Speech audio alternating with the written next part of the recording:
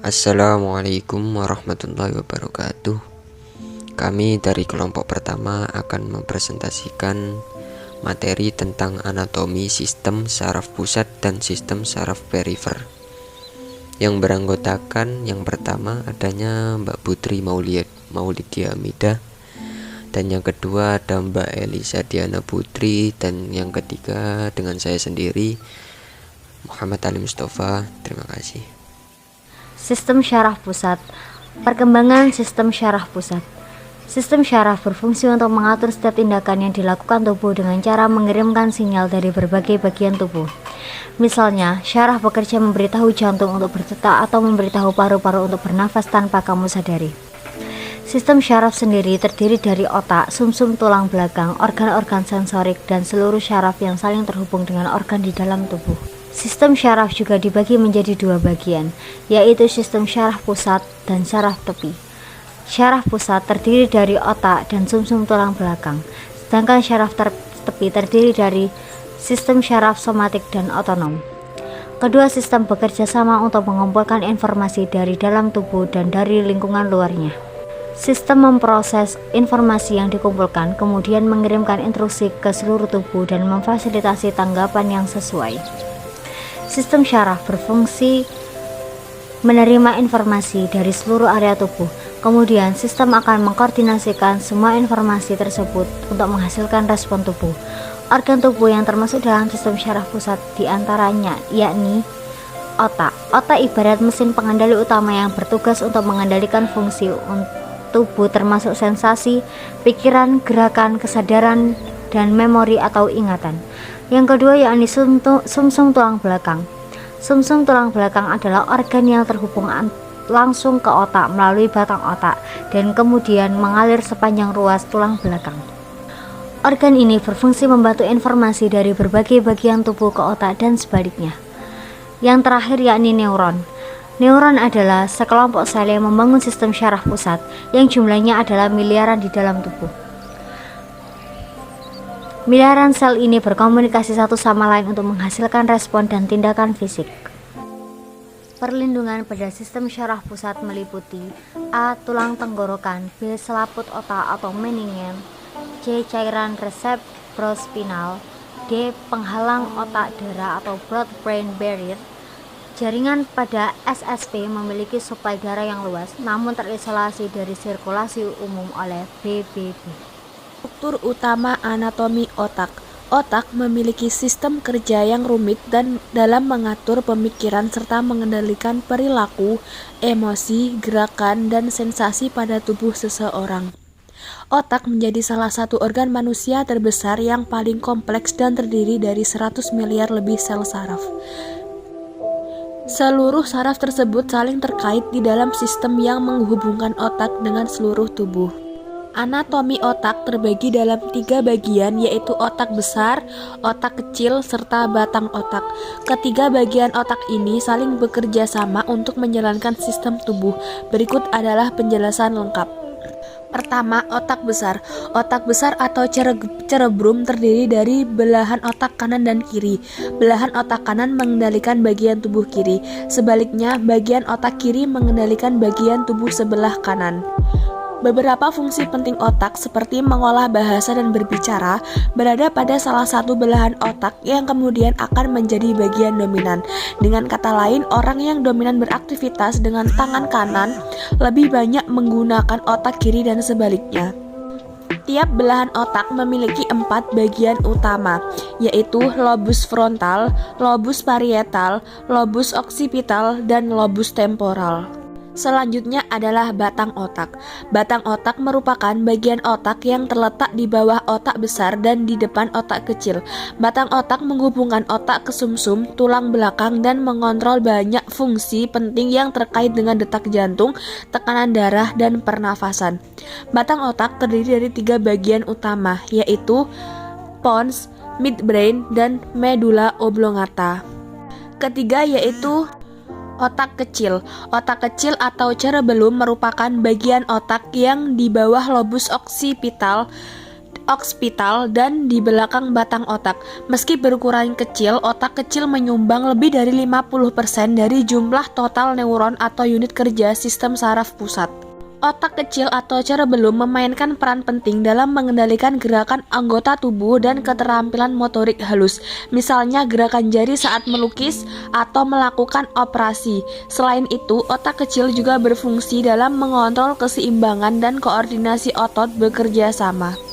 Bagian dan struktur otak manusia lainnya. Selain 3 struktur utama di atas, anatomi otak juga terdiri dari bagian penting lainnya dengan fungsinya masing-masing. Berikut adalah bagian-bagian otak tersebut.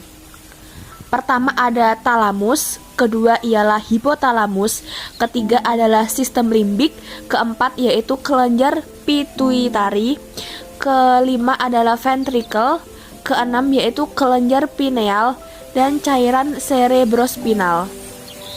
Berikut adalah anatomi sumsum tulang belakang. Apa saja bagian-bagian dari sumsum tulang belakang? Sumsum tulang belakang atau medula spinalis adalah kumpulan serabut saraf yang dikelilingi oleh tulang, cakram tulang rawan, ligamen, dan otot untuk melindunginya dari cedera dan guncangan akibat gerakan tubuh. Sama seperti anatomi otak, di dalam sepanjang medula spinalis juga dikelilingi oleh cairan cerebrospinal dan selaput membran atau meninges yang berfungsi untuk melindungi organ ini. Selaput meninges tersebut terdiri dari 3 lapisan yang disebut dengan dura mater, arachnoid, dan pia mater. Bila medula spinalis dipotong secara horizontal, terdapat beberapa bagian di dalamnya yang memiliki fungsi berbeda-beda. Berikut adalah beberapa bagian dan atau anatomi dari sumsum tulang belakang atau medula spinalis. Pertama yaitu gray matter atau bagian abu-abu.